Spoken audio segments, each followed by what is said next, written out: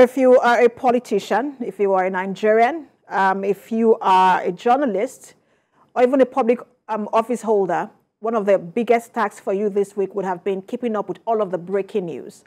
From the president signing the Data Protection Act bill into law, to his announcement of the appointment of 8 special advisors out of 20, comments made by Asari Dokubo about the oil theft in the Niger Delta region, and the suspension of the EFCC chairman. Those are some of the biggest stories you would have had to keep up with this week. Good afternoon. This is Standpoint. I am Precious Amayu. Now let's get into those big stories. One of them was the inauguration of the 10th Assembly on Tuesday, the 12th of the 13th rather of June.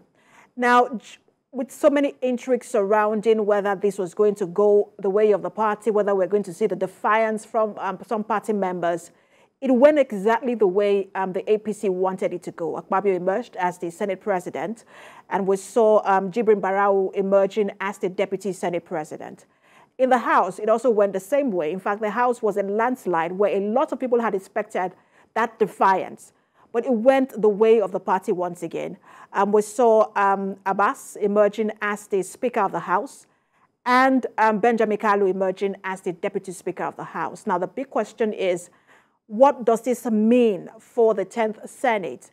And what does this mean for Nigerians? We're also going to look at the suspension of the EFCC. Let's bring in, EFCC chairman rather, let's bring in our guest. We're joined by a member representing Ngaski Shanga Yauri Federal Constituency of Kebbi State, Honorable Dr. Yusuf Tanko Sununu. He joins us from Abuja studio. We're also joined by Professor Abubakar Sani Ridwan Matazu. He's the Dean, Faculty of Law, Usmanu Danfodio University, Sokoto. Good to have both of you join us. Now, let me start with Honorable Dr. Honorable Sununu.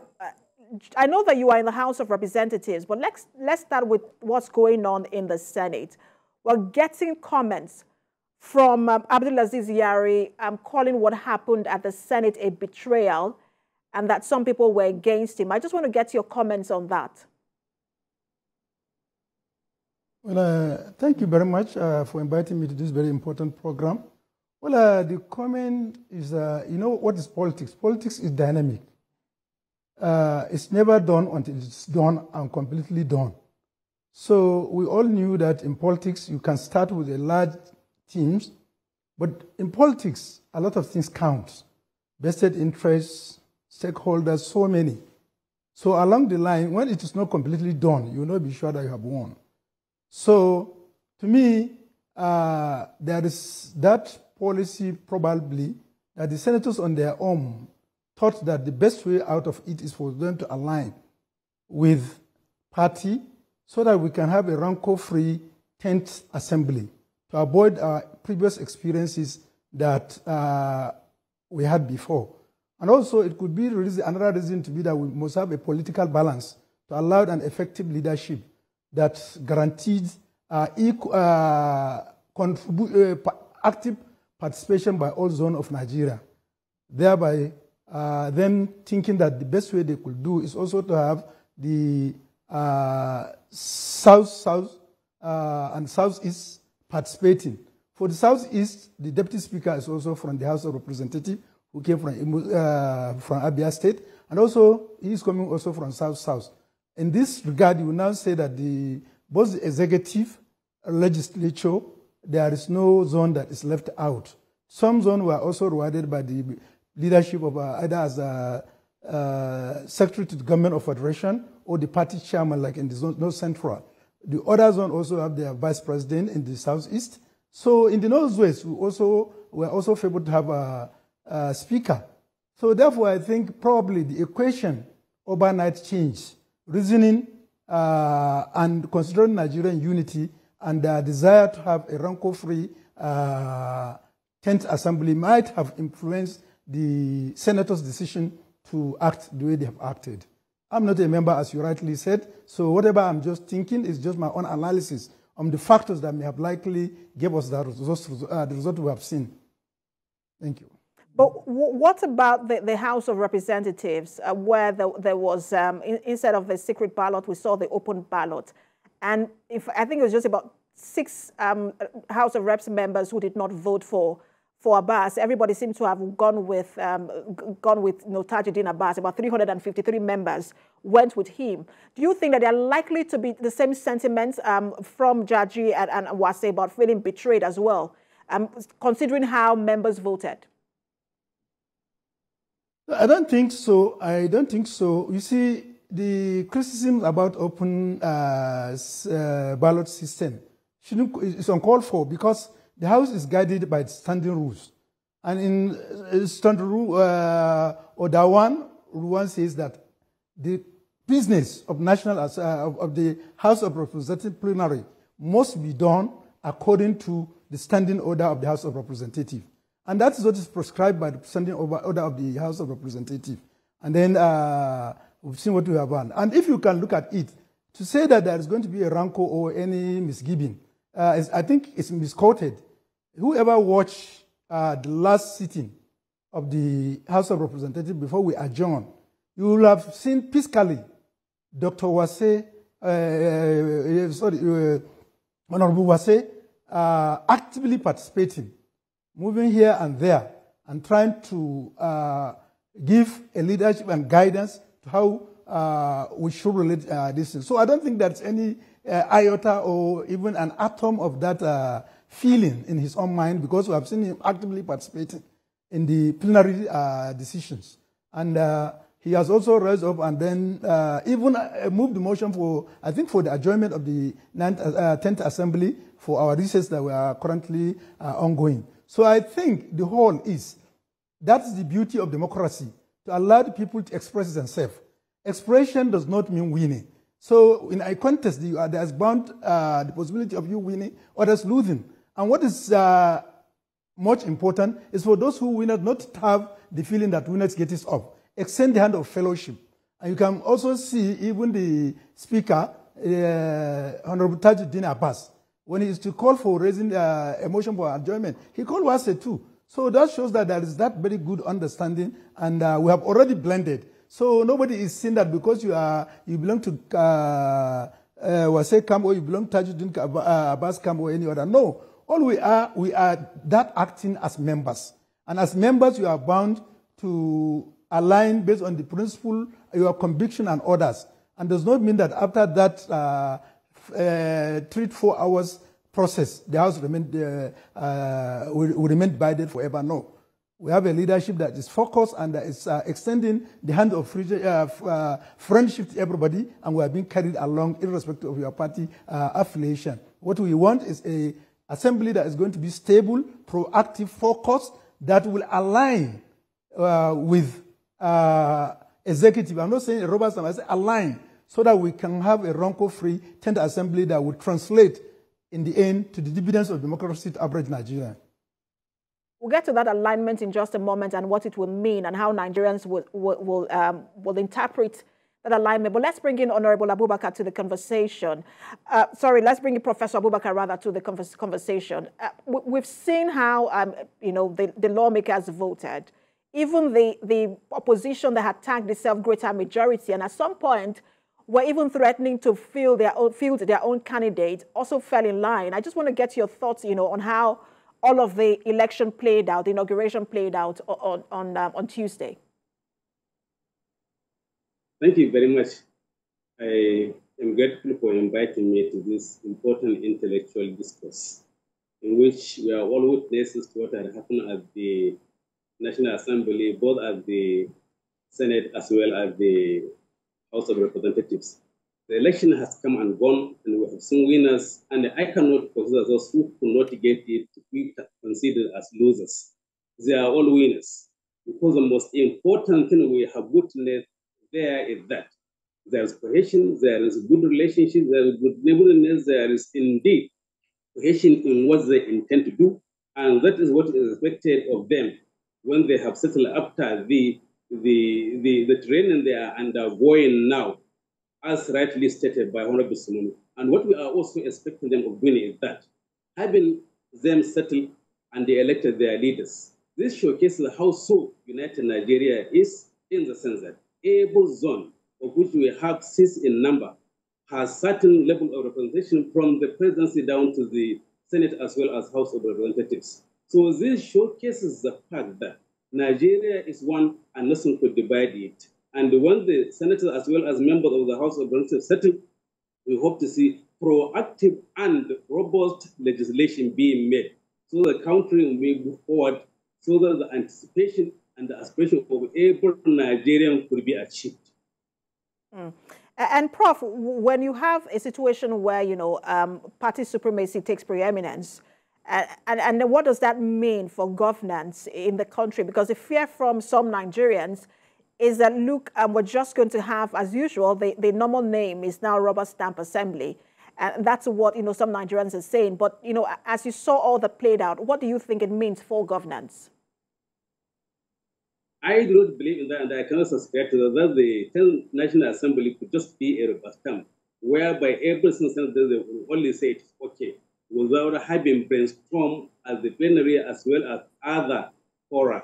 Maybe when they are at various committee level meetings, I'm sure nothing will be expected short of anything good.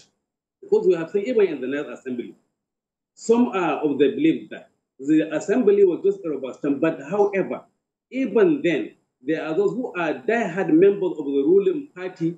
They are there always challenging whatever is brought. And as they are not doing so to terminate or to truncate the supremacy of their party. But their intention is always to see good things are brought to the Nigerian populace so that the country could move forward. But the idea of having an assembly which could come, will become as a rubber stamp, is far from reality. We hope to see proactive legislation being made now. No matter what is the feeling of the party, that should be discarded in as far as we want to see Nigeria moving forward. They should, as well as members of the National Assembly, disregard their party affiliation as showcased during the election. Let's take the conversation back to Honorable Sununu. Honorable, we know that you're on recess at the moment, but can you give us an idea? Because we know that the next thing now would be to choose who the principal officers will be. What can you tell us in that regard? I didn't hear your last question. I said I know that the next thing, or Nigerians know that the next thing for the after your recess, when you resume, is to pick the principal officers of the House. Can you give us any information in that regard on how that is likely to play out? You see, we must understand that party play a role seriously in the running of affairs of choosing the principal officers. Caucuses are going to meet and look at how they can have everybody carried along. For example, in our Northwest Caucus, we are going to meet, but already we have a speaker. The minority wing also are meeting to have their leadership, so also the majority people. So we are going to zone it like what is happening now, areas that are supposed to produce the majority leader, let's say for a leading party, through the interaction with party leadership, will now look at it and look at the candidate within the members based on experience, reachability, and then the ability to carry people along and to serve as a key stakeholder that will put the members of the party together. The party will now arise and decisions and canvass the support of members within the National Assembly so that the House of Representatives or the Senate so that they can support, just as it was done to the election of the presiding officers. So that with that, you now see that you have a quality presiding officers within the House of National Assembly. And I don't think it's going to be something hard. We have already crossed the bridge. We have the presiding officers already elected. So I think what is needed now is just we are going to put it together and see how we can provide a better representation in the presiding officers, the leadership of the National Assembly. But is that already been done in your party? Can you give us an idea of how, because you mentioned that it is going to be zoned. Can you give us an idea of how it is likely going to be zoned? Well, I don't want to preempt the party or the caucuses yet. We are soon going to meet, so I don't want to say this is where it is going or this is where it's not going. But very soon we are going to have those areas zoned, and we also in the 9th Assembly too, it was zoned to us. So we also have to take the Northwest Caucus sat down, and we all agree, and we came down along with the name of Alassane Adodo to be our majority leader. So it is a democratic issue. Right now, there's ongoing consultations to carry everybody along, so that nobody will feel he's isolated in decision making. So it will now be wrong of me to now come and preempt zoning meetings and this thing probably, so that I didn't be carried that party has endorsed this when I'm not in position to say that the caucuses have also endorsed also candidate. But I assure you very soon that the politicking and negotiation consultations, give and take that is going on will produce something that is going to be acceptable to the members of National Assembly. And also, Nigeria will have the confidence that we have a team on ground that can do the best for this country. This I assure you.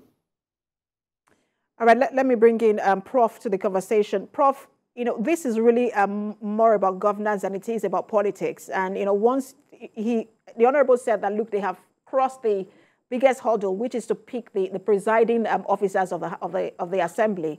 But now Nigerians want to see governance and not politics.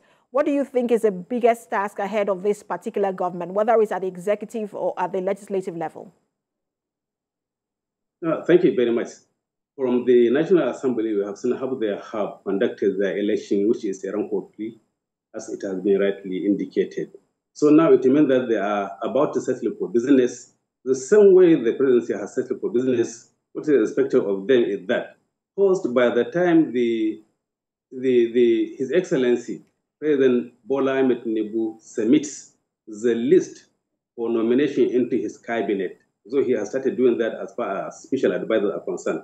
They should not waste time. They should, as much as possible, with dispatch now treat those issues that are forwarded to them with dispatch, so that they can also settle for business. The way the president has started showing us that, yes, he is ready for business, there are proactive decisions being taken, which is to the admiration of every citizen of Nigeria. So we expect the 10th National Assembly, which we hope, as someone was saying, that they are about to settle now to discuss on how they fill in the remaining leadership as principal officer of the National Assembly. If this is done, I don't think if there's anything that remains, rather than to sit down and see and make laws that could be for the betterment of Nigerians, so that they could be held the way Mr. President is being held, or have been taken some decision which nobody has imagined, and everybody is happy with them. So the same way we expect National Assembly now, after having settled by electing their principal officer now, to show to others that yes, they are ready for business, and yes, indeed, we are in an era of renewed hope. And you mentioned the screening of ministers, and perhaps Nigerians would say that's the biggest immediate task ahead of the 10th Assembly. Just before now, we will see, how people, the House will say, or the Assembly will say, take a bow and go. And Nigerians were wondering, if this is really what screening is about compared to what we see in other climes. How would you expect this Assembly to proceed with the screening, when the president eventually sends his list and names of ministers? I don't think this should be conveyed anymore, because everybody wants to see how best a minister could intellectually perform during the screening. A situation whereby somebody, because he has been opportunity to have served in the assembly previously and now nominated as senator, having come for screening, just ask him to bow and go. That is not a screening. We don't expect to see this type of screening anymore. No matter how many times one serves in the assembly, having him now been appointed, the work of the legislature is different from the work of the executive. In this sense, now, if it is a screen, let it be a screen proper. The way somebody who has never been opportunity to serve in an assembly at any rate is screened. Let all others be also subject to this type of screening by having their document being checked, and all other issues that could be forwarded to them in form of questions could be raised again for them to respond and see how adequately they are enriched in their intellectual sense and the other issues relating to the progress of Nigeria is concerned. But the idea, as you have said, that some would come and they would just be elbow and go. That should be a discarded issue, and that should not be condoned anymore. And Honorable, what is the disposition of the House and the Assembly in general in terms of how it tends to work with the executive and particularly the president? I think this is a very important question because a lot of people have misperceptions on the running of the National Assembly. Well, let's just take let's take average family life, husband and wife. What they require for them to sustain themselves is an alignment. And where there is good alignment and there is peace and understanding in that family, in Hausa, if you are not lucky, you'll be called Mijin Hajia.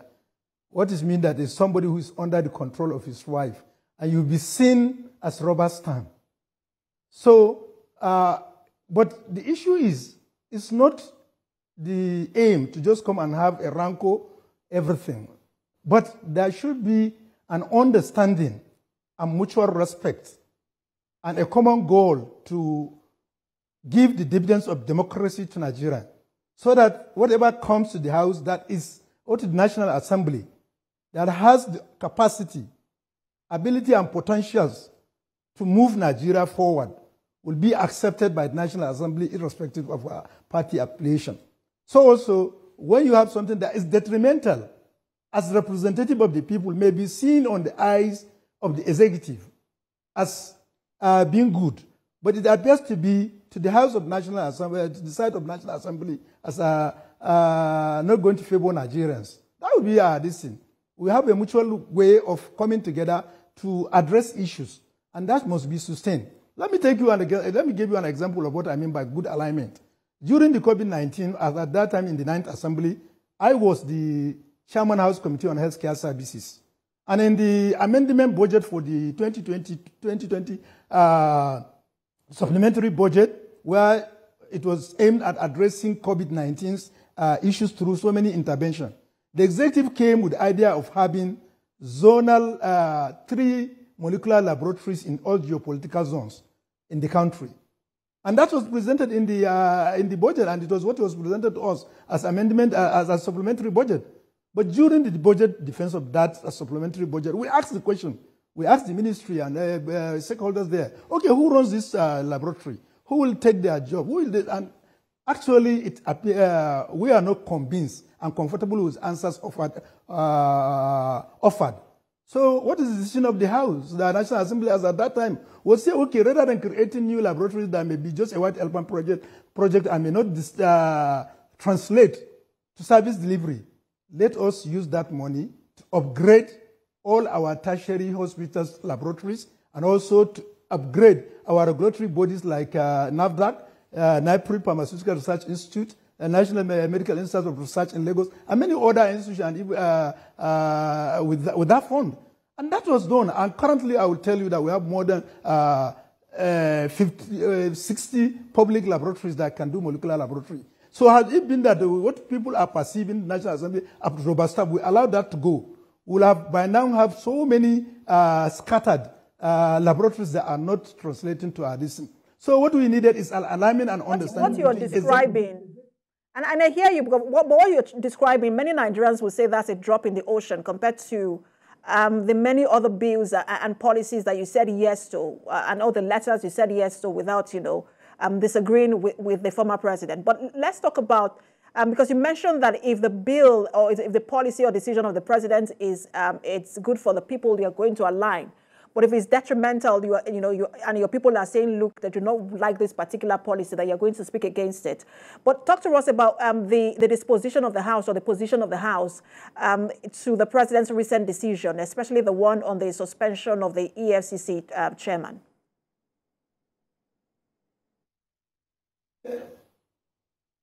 I didn't hear your last this thing. I was asking you about the position of the House on the decisions, recent decisions made by the president, especially the one on the suspension of the EFCC chairman. You see, we have to understand that there are prerogative powers of the president. He has in many instances, he has the powers to appoint. some appointment will require the screening of National Assembly, most especially the Senate. And he also is at the liberty to also fire. So I think there is nothing that, as far as we are concerned, as a National Assembly is concerned, is the fact that the president has the power to appoint and also have the power to sack based on the information that are available to him or based on the need of that particular circumstances to carry people that share his common vision in moving the country forward. If you even if you look at the social media, even the then EFCC chairman was saying he knew he's just 40 years. He can be sacked immediately now. He can be sacked tomorrow. He can be sacked when the next government comes in. So it's not that something that is new. You understand? And it's nothing that the president has acted outside his powers that can create a rancor in their destiny. So as far as we are concerned, the president acts within his mandate, and he has the capacity to do that. I don't think there's any issue between him and between the president's actions and National Assembly's position. And Prof, let's talk about, because many people are saying that let's talk about the suspension. Many people say, look, until proven guilty, innocence should be maintained, and perhaps, it should have been allowed, even with the CBN governor, that they should have been allowed to continue until they are proven guilty. Because sometimes when you find these people not guilty, you hardly find them returning to office. But some people say, look, you cannot continue on that seat when you have when the allegations against you. It is always better to leave, and then if you are found not guilty, you can return. Where do you stand on this, Prof? So the true position is that once there are certain allegations leveled against any official and which requires investigations, there's no how that person could be left occupying his chair, because he could truncate, he could interfere with the investigation. So if that is so, the suspension is in order, as the Honorable Senator has rightly indicated. So because there are certain allegations which are to be proven in a court of law. So right now, even with the suspension, the two gentlemen could be taken to be people who have not yet been convicted, they have not yet been arraigned. But however, in as far as there are certain allegations, then they have to vacate office. If they don't do it on themselves, then the president has the duty, as it is a mandate upon him now, to get them going. He has the mandate of hiring and firing, but I'm sure due diligence and regard to law has been had, especially when there are certain allegations which need to be proven. This allegation could be only proven successfully if these gentlemen are not occupying their seats, especially when we say abuse of office. It is an act or omission that is leveled against an officer, which is against the norm, against the dictate of the law. He has been granted that power, but it is abuse. Abuse in the course of the exercise of what has been given to him, but he has been found to be wanted. So in that sense, they have to be suspended. Suspension is not the end or termination of the appointment. If after necessary investigation has been conducted, they are found to be innocent, nothing will stop Mr. President from returning them back to their offices. But in as part of the allegations of abuse of office, especially, say, for example, for Bauer as chairman of the EFCC, the allegations are mainly three: politicization of EFCC as a commission, a cosmopolitan one for that nature. So in that circumstance, that allegation, if proven well, it could succeed. But there has never been a situation whereby the agency has been free from politicization. Secondly, the issue of violation of human rights and disregard of court orders, which he is supposed to be, especially in prison, that could be likened to a situation whereby everybody, as far as the office is concerned, every person, as far as an official of a government in any agency is concerned, is guilty of that offense. So, for example, if we are saying that he has to take himself to prison, how could he do that? If in my capacity, even if I have been found, could I do that? Nobody could ever do that. But who is said with that responsibility now to think that yes, the orders, rulings, and judgment of the court are adhered to, rather than the Inspector General of Police? That man also is found to be wanton in the exercise of his powers because he is not willing to do so. So if he hasn't done so, then how do you expect somebody that having him been found guilty of contempt of court, not to say I'm carrying myself to prison. And how far do you expect this shake-up, this cleanup to go? Some have called it an institutional cleanup by the president. We understand that some ministers have also been invited by the EFCC. How far do you expect this shake-up or cleanup to go? So the way I see it is that some people have to go they are going now to an able investigation to be carried out successfully. For example, Bauer, there may be some other person whom, if he is still maintaining his offices, that investigation cannot be conducted successfully.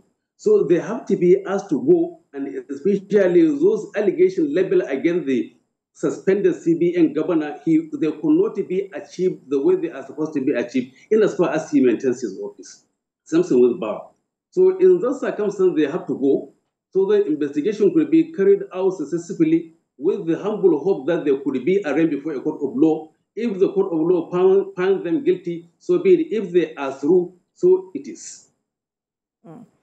Honorable, some have said, look, that some of these issues were seen is also as a result of the National Assembly, especially the Ninth Senate, not doing its job as it should, because the Ninth Senate, Ninth Assembly rather, has oversight function over some of these government agencies who do not seem to have, or which do not seem to have regulators, as it were, that the Assembly is supposed to be the regulator. And because the Assembly failed to do its function like it should, and that's why some of these issues are coming up. I want you to respond to that, and and then you also tell us how you think that the 10th Assembly should proceed or address some of these gaps in terms of oversight function of the Assembly. Thank you very much. Oversight is one of the core functions of National Assembly, and which I believe we are doing quite all right. Most of the time, I think there are a lot of issues that are challenging. But however, so many successes have been recorded. There is no MDA that will say that have not received National Assembly as far as an issue of oversight is concerned in their own domain, to see how things are done or how things were done. But you see, most of the time is what brings about slowdown in oversight functions was the way budgets is being implemented in the country. Let's say, for example, we are in 2023 now, about going for the preparation of 2024 budget. Now, the 2023 implementation, in fact, even the 2022 implementation has not gone far. In some MDAs, talkers of us now go into 2023. So you find that by the time you go for an oversight, all you'll be shown is the processes that have so far been commenced and could not be concluded yet. What is the issue? There is slow in doing business of procurement in this country. And I think for our government, the current government to succeed, that must be addressed. You understand? Let's meet, for example, one of the ministry have oversighted. As at as at November ending, I'm sure that the ministry has received 100% 2022 budget implementation. But as at the time the account was about to be closed for the conciliation of the subsequent year to start, the implementation was less than 20%.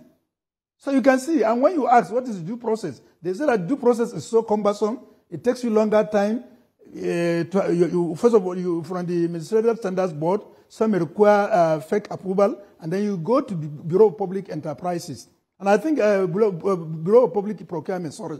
And I think that's where we need to add the capacity in terms of the manpower, personnel, and effectiveness, so that more or less time will be spent in BPP before they can give permission for the procurement process to complete. And then the other major issue is also delay in budgetary releases. When you have a delay in budgetary release, also it affects the release. So now you have papers in your budget. So has been allocated for procurement of, let's say, vehicles. For a very long time, the process could not conclude. Conclusion was done, money was not released. Now you as a legislator, you only be shown the processes. But the final execution, you are already in the following year. So you have to be doing retrospective oversight. So these are some of the major issues that we have to address so that we can have an effective oversight. And also, definitely, we need also the capacity of members and also the administrative aspect of each and every committee in terms of leadership, the clerk and the co must be also improved so that we can have that capacity.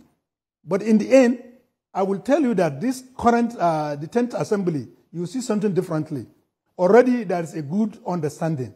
You can aptly describe the current executive as the product of National Assembly. Vis-a-vis from Mr. President, the Vice President, the SGF, and even the First Lady of the country, the Chief of Staff to the President, and many of them are all product of the National Assembly. And even most of the special advisors, you see, the Chief of Staff, even the Deputy Chief of Staff is a product of the National Assembly. You're making a lot of promises. I'm sure that we'll have this conversation again with you when, you're marking your 1 year next year, and we'll tell you, we will give you your scorecard, and we'll see whether what you said today and what is being done at the same thing. Thank you so much for talking to us. Honorable Dr. Yusuf Tanko Sununu, the member representing Ngaski Shanghai Yauri Federal Constituency of Kebbi State, and also Professor Abubakar Sani Ridwan Matazu, the Dean, Faculty of Law, Usmanu Danfodio University, Sokoto. Thank you both for talking to us. Thank you.